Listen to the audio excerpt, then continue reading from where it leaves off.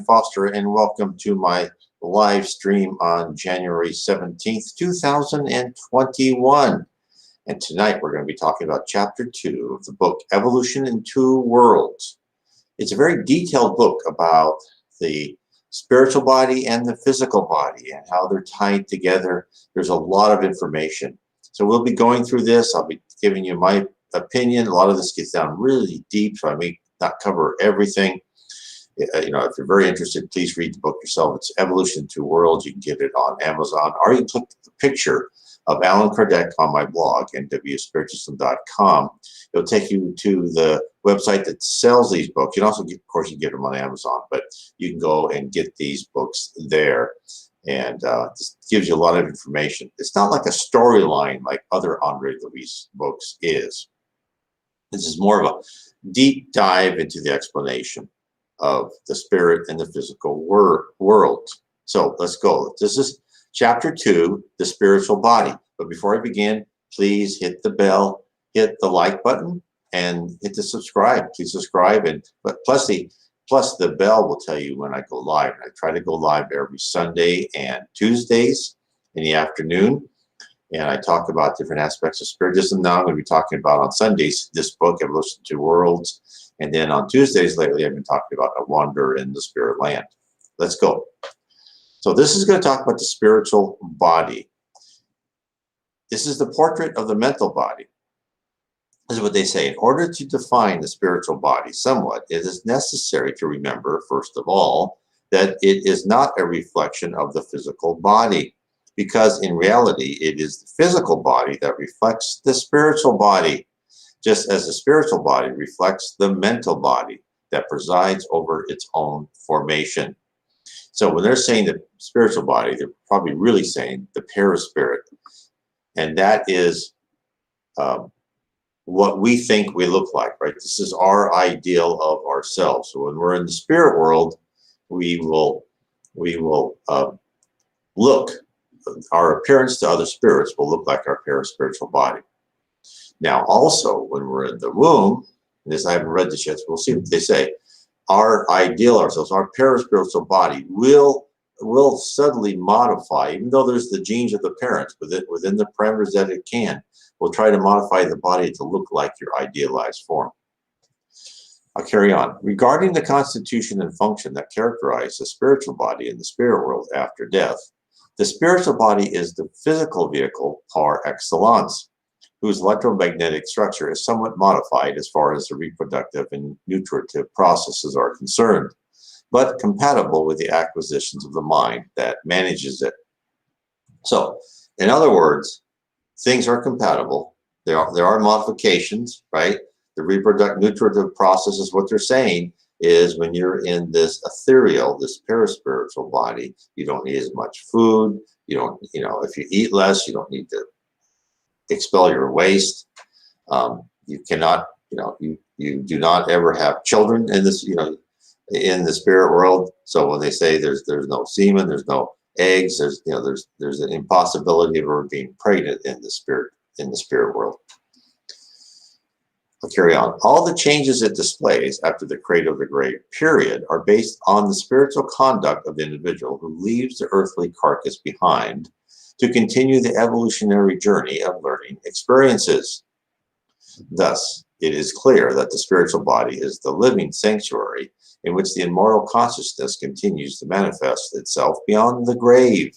It is a subtle, extremely porous and pliable form woven of dynamic resources, a form in whose contexture the cells in a different vibratory wavelength, due to the system of viscerally renewed permutation, are distributed more or less in the fashion of collide particles with their respective electrical charge.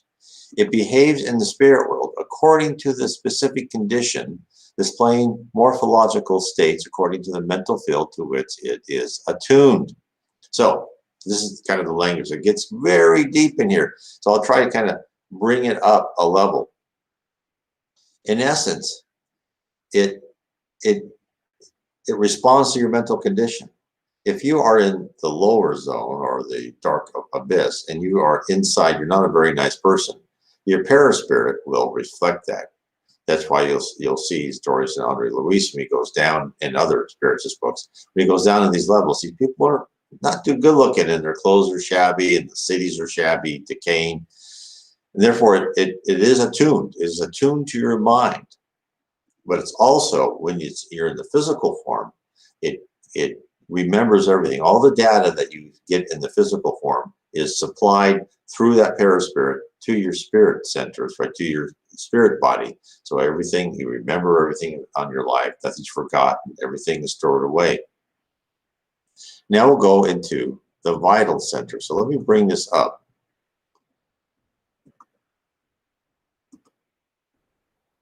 There. And this conforms a lot to the chakras. So I wanted to bring this up so people can see this. Viewed from the spirit plane, where we find ourselves in a state of discarnate individuals, the spiritual body, or psychosoma, is thus the physical vehicle, relatively defined by human science, displaying the vital centers that the same science, for the time being, cannot investigate and acknowledge. In this spiritual body, we possess all the automatic tools that govern the billions of microscopic entities that serve the intelligence in our circles of action. Tools acquired slowly by the being over millennia upon millennia of effort and recapitulation in the multiple sectors of the soul's evolution. So let me interpret this for you. So we start out as simple pieces of logic, and we will go into very simple, our spirit, it starts as, maybe vegetable or whatever, very simple pieces of logic. But we train ourselves in our spirits to control each cell of whatever body we're inhabiting in the physical world. And of course, you're going to throw a new spirit and say, okay, here's 1 billion cells, control them. No, you can, maybe it's bacteria first, it's a weed, some sort. I mean, who knows? A flower, then an insect. So these are things that we, as they say, acquired slowly by the being over millennia upon millennia. So we spend who knows how long as kind of a non-thinking, instinctual, very primitive piece of logic, but we're building things up all the time.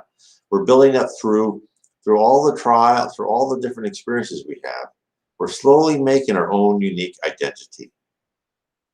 I'll carry on. Thus, governing the functional activity of the organs described in earthly physiology, we identify in this spiritual body the crown center, located in the central area of the brain, the seat of the mind, the center that assimilates the stimuli from the higher plane and guides the form, movement, stability, organic metabolism, and conscious life of the incarnate or discarnate soul. So here they call that, they also still call it the crown center. Furthermore, the crown center oversees the other vital centers, which obey its impulse originating from the spirit, just as the secondary engines of a power plant respond to the command of the main engine, which human intelligence utilizes to synchronize and direct them. So what's interesting about this is our paraspirit, through millennia and millennia of learning how to control the cells, starts to learn how to organize these multi-celled creatures, let's call us our humans, into different centers. So it's a typical heuristic problem, right? You don't try to solve the problem all at once. To solve the problem, you break it down into smaller parts. And this is what our spirit has done and learned over eons, is that they say, okay, we'll take this center, we'll take this center, and then we'll control it by a different center. This is all done by our paraspirit. So this is kind of another tool in our toolbox as a spirit. We learn so much as a spirit to control these things. For us, so why do we learn to control these things? Because the spirit world knows that someday we have to go as a free-willed spirit into the physical world, where we learn to modify our behavior and become and to reform our character and personality for the better. Rip out the primitive emotions and put in the good emotions. Let me carry on. So these secondary centers interlace in the psychosoma and consequently in the physical body through plexiform networks are the cerebral center, which is contiguous to the crown center and which has a decisive influence over the other centers, governing the encephalic cortex and the upholding of the senses, controlling the activity of the endocrine glands, and controlling the nervous system in its entire organization, coordination, activity, and mechanism from the sensory neurons to the effector cells. The throat center, controlling most especially respiration and phonation, speaking. The cardiac center, directing the emotions and circulation of the basic energy. The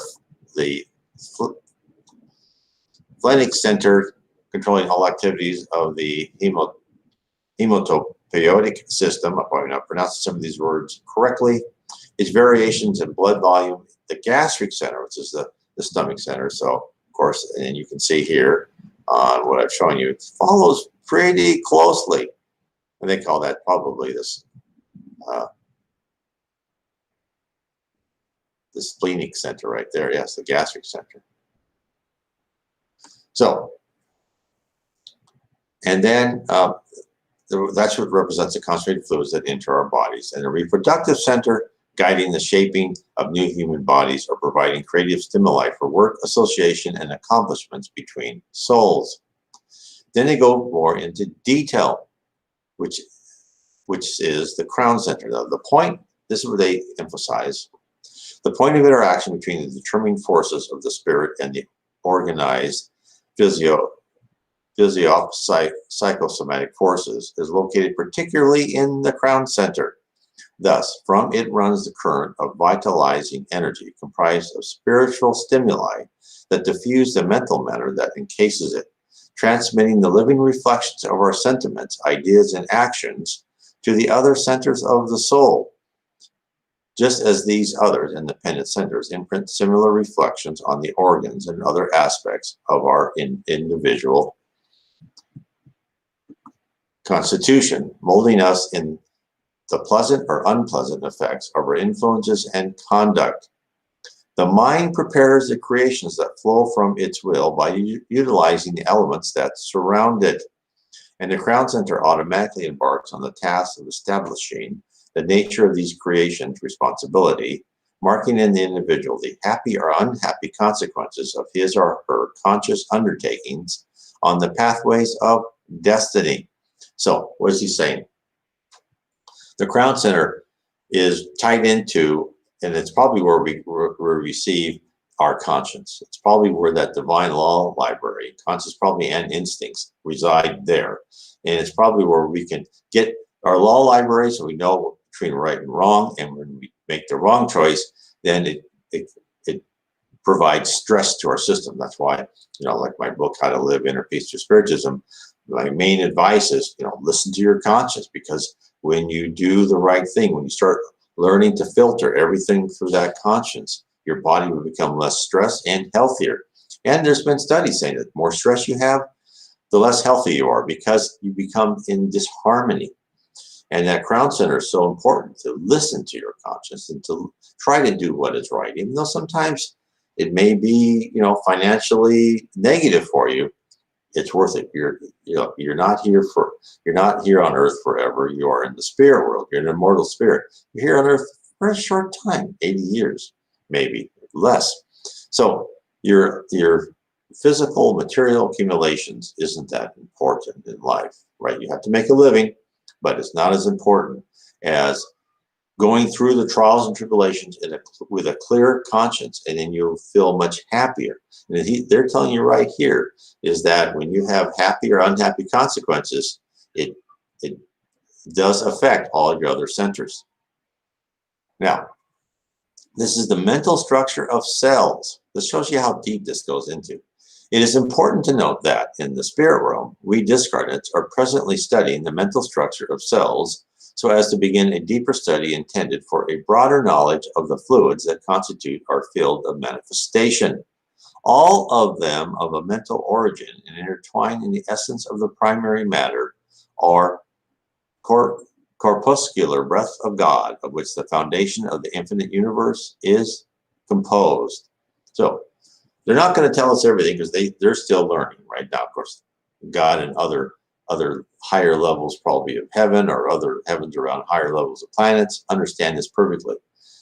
The way the spirit world is set is they let people learn on their own within reason, and therefore it always gives us something. Because otherwise, if the universe, is populated by all these advanced planets, and we come up in, areas of heaven, and they come and say, "Oh, we know everything. You guys, you're not as smart as we are."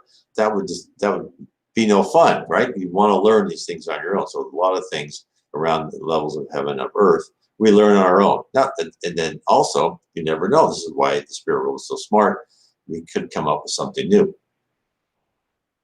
So now he says the vital centers and the cells.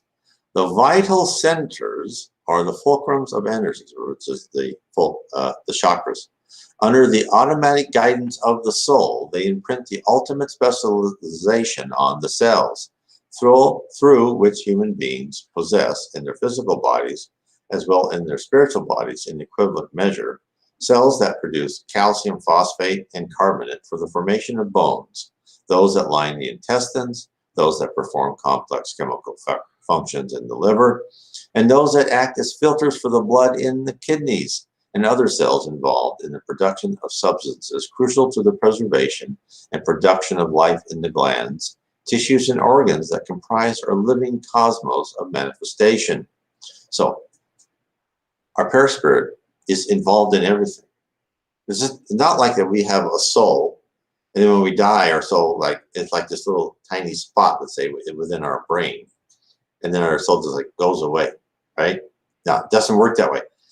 That's why they say death is, they say it's easier than birth, but still it's a separation. And they describe the separation of a perispirit body coming out of a body. So it's like a body that looks like you, but lighter and more ethereal, coming out of your body, and they cut like this perispiritual cord. And that cord then connects, which is probably somehow the perispirit body, which connects to every cell in your body, as they just said.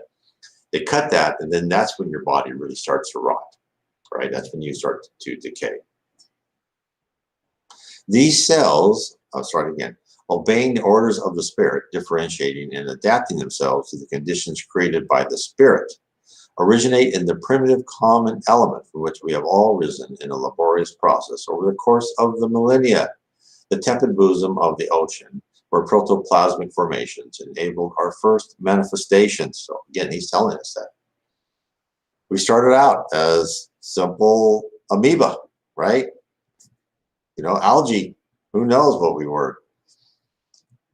Oh, here he goes, the next paragraph. Exactly like the single cell represented by the amoeba, a unicellular being that requires its own environment and adequate nutrients to grow and reproduce to ensure the survival of the species in the ocean where it lives.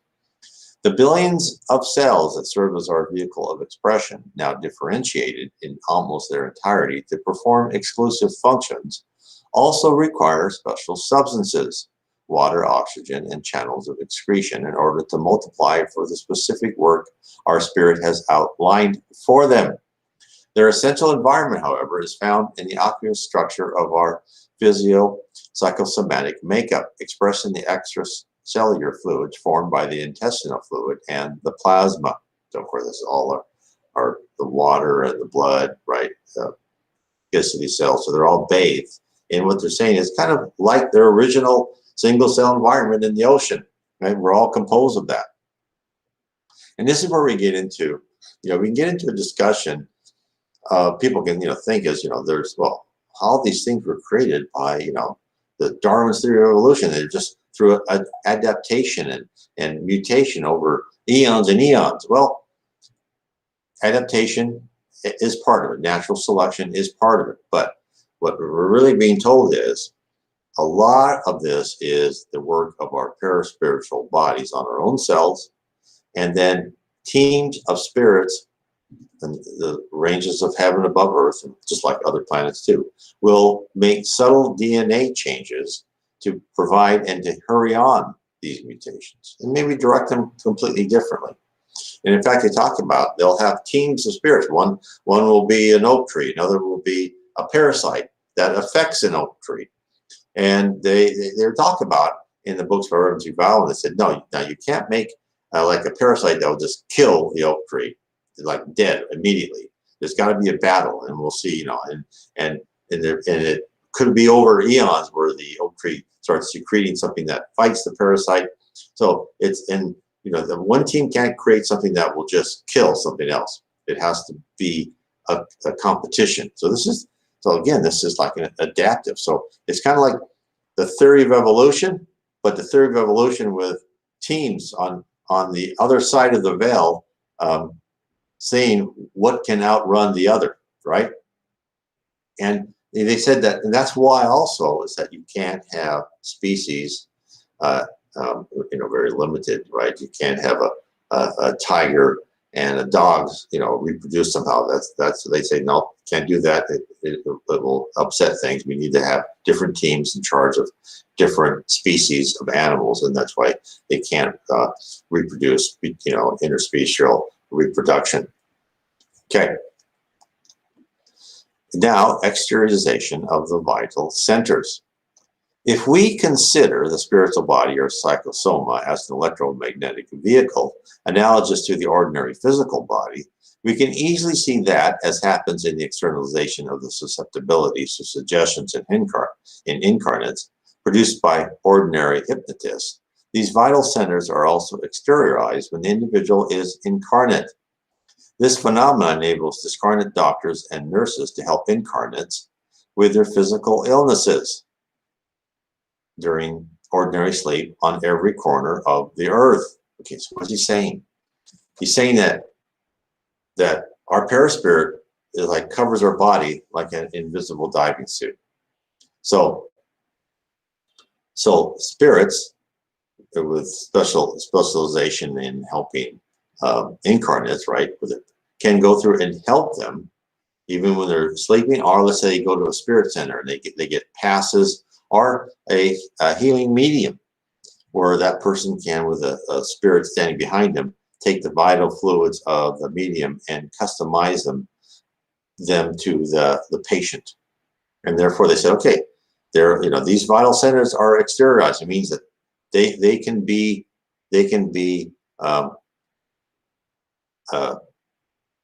affected by the spirits. Spirits can go in there and say, oh, you have a liver problem, we can help fix that. Now, and I've read that in books by Andre Louise, where they find one guy with, let's say, a liver problem. He drank too much, and he'd come into the spirit center, and they would say, okay, this guy is drinking too much. Let's help him. Let's kind of clear out that liver. But then Andre Louise says, well, what happens if he drinks more? He goes, well, he said, look, he's come back here time and time again, and we do the rule of 10.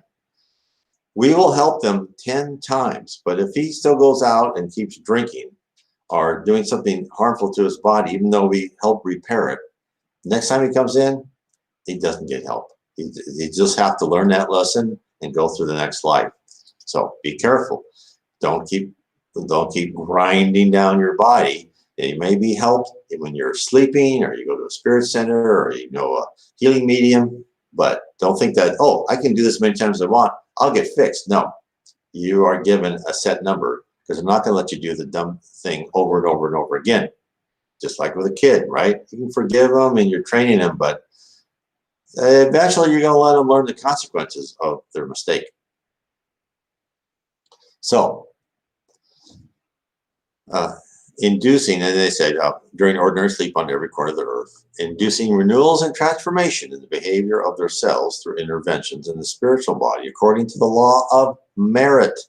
These resources will be populated in the earthly medicine of the splendid future ahead. So, a couple of things. And there's been studies proving that people who are more spiritual have better health, and that's probably because they have more merit. They study, they work harder, they try to be a nice person. It's like me, we don't succeed. Many times we fail all the time.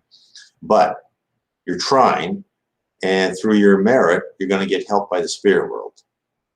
Now, they're also saying in the future, that's when we become a planet of regeneration, it'll be much more known how healing mediums can help you, how you can heal yourself through prayer and positive thinking. Every now, doctors know that positive thinking is so crucial. But what they don't really tell you is got to be positive thinking and your own study and hard work in your spirituality and trying to do good for other people. So, the spiritual body after death. In sum, the psychosoma is still a body of variable duration according to the emotional equilibrium and level of enlightenment of those who govern it beyond the physiological vehicle. So, he said right there, depends on your level of enlightenment, right? Now, you may be a very smart person, enlightened person, wonderful person, but your plan is to leave early. That could just cut everything. But hopefully, what they're saying, if your plan is to live long, you'll live long and healthy, the more enlightened you are, and the more calm and cool and trying to listen to your conscience. It undergoes a few fundamental transformations after physical death, especially in the gastric center because of the change in the type of nourishment it utilizes, as well in the reproductive center when love is sublimated in the communion of souls united in the divine marriage of their energies, generating new means of advancements and progress for the kingdom of the spirit. So what they're saying is your body will change as your spirit. Now, a lot of people will, when they die, they still think they're alive because outside their body looks the same. They don't notice it. They don't really need that much food, right? And, women can't get pregnant. So these things change.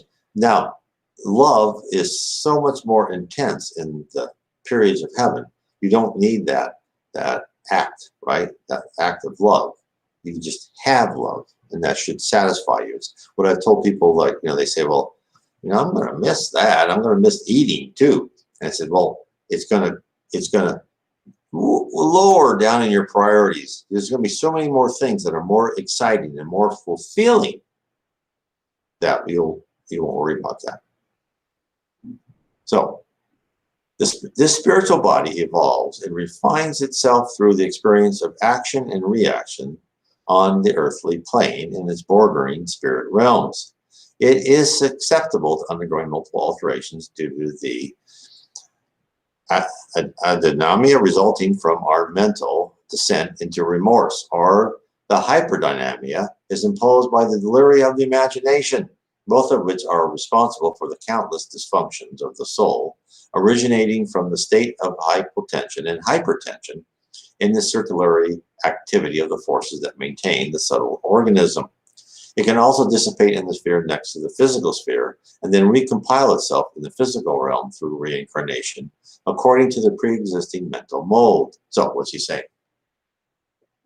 We make it simpler, and I probably won't explain it as well as I should.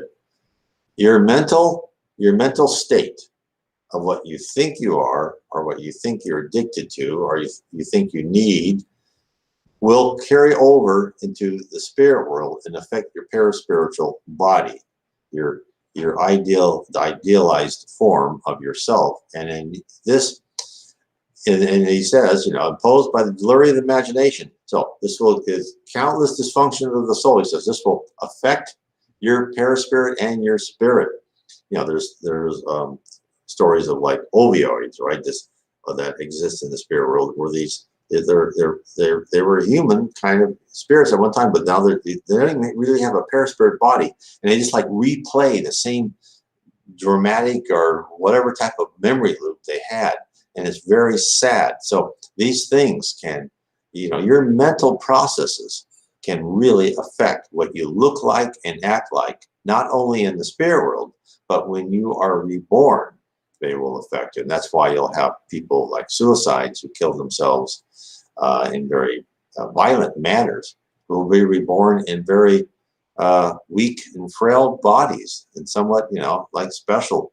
So it will be, these things will carry over in life after life until you repair them. That's why a lot of times happen is babies will be reborn and not live very long, or just be naturally aborted prematurely, just because they needed to reform that paraspirit a little bit, because you got to be so hacked up somehow, like throwing yourself in front of a train or off a cliff or something like that. It has to experience that a little bit to kind of reshape itself. And, of course, that's all going to happen. And then it says, and then recompile itself in the physical realm for reincarnation according to its pre-existing mental mold. So that's why you'll have these really unfortunate babies, but then they will see other forms around them, but get used to that. Then they may expire. Then the next time they come back, they will be more normal. Furthermore, it can reduce itself in order to be reconstituted once again in the room for the recapitulation of necessary lessons and experiences, according to the failures before the law recorded in the conscience. So there we have it, right? We can start over again, but let me tell you, every failure, every bad decision you make that goes against your conscience, that's going to affect not only your mental waves and harmony, but it could, not always, it could affect your physical appearance. And that's what people see when spirits come and they come down from levels of heaven into the lower zone or even to earth. They'll see on incarnates, they'll see these dark clouds, and on discarnates souls, they'll see misshapen bodies because that is their mental state is affecting the paraspiritual body. We will examine other aspects of the psychosoma when circumstances induce us to evaluate its behavior in spirit world regions closest to the earth, in kindred societal clusters, where souls gather together according to the noble ideas and endeavors they embrace, are according to the guilt or inferior tendencies they are attuned to, generally preparing new experiences in direct relation to the necessities and problems peculiar to them in the realms of their indispensable reincarnation. But what's he saying by that? What is he saying is the law of affinity is always working. So if you're a good person, you'll go to levels of heaven and be with other people similarly, not perfectly aligned to you, but similar outlook, attitudes, always supportive. If you are a sarcastic, materialistic person who enjoys being cruel to others, guess what? You will be in some sort of area in the lower zone or the dark abyss where there are others just like you. They could be sarcastic and cruel. They might make you their slave. It's not a pleasant place. Now, I've been in mediums meetings where they've talked to people at the lower zone and they said, well, don't you want to enlighten yourself? And they said, no, I don't believe any of this stuff. You're fools, right, to believe in Jesus Christ. And he laughed at us, made fun of us. And then they asked, he goes, well, what do you do about love and contentment? And he said, very enlightening, because he had this haughty voice. And then he said, and this was all through a medium, right? He says, well, we make do. We have our own. We make our own love, which didn't sound very positive and forceful. It's like, if you lived in this dysfunctional area, like I'm sure people's had jobs like that. Unfortunately, some people have had families like that. It's not a pleasant place, but you learn to live in it, right? You learn to live within its unfortunate boundaries. And that's what it is like in the lower zone. Now, why do we have to have the lower zone? And that's because people need to understand what they wrought. This is what they get. So action and reaction, karma, doesn't end when you're on earth. Karma, everything's recorded. As I said before, everything you do is recorded. And it's analyzed and evaluated so they can figure out what you should be doing, what you should be reincarnating, your class, your trials and tribulations, everything. What you need to learn in your next life. But it also affects where you are in the spirit world and how long they will let you be into this lower zone. Now, you can get out of it, right? You start changing your character and personality. And they'll let you stay there until you really make that decision. That, if you're in one of these cities where you're like a slave into some warlord type, because the lower zone's organized. It's not a bunch of zombies walking around. It's organized, and they're there to take advantage of anyone who they perceive as weaker than them, because that's what the law of affinity did. They put those people together, and guess what? They're not pleasant to be around. You'll be in there, until you make the decision that this is horrible. This is not the life I want. And then you start seeing, then you'll start being helped. But it's there for you to go through that introspection and rip out those primitive emotions, right? And start thinking, start doubting what you've learned hitherto, and to know that you're going to be open for something more. And that's when they'll take you out of there and put you in some sort of outpost or a lower level of heaven, where you can start learning what it means to be serving and loving. So I want to say thank you for everyone joining me tonight, and we will be back here Tuesday. And then, of course, next Sunday, we will do the next chapter of Evolution into Worlds. So I want to say God bless to everyone. God bless.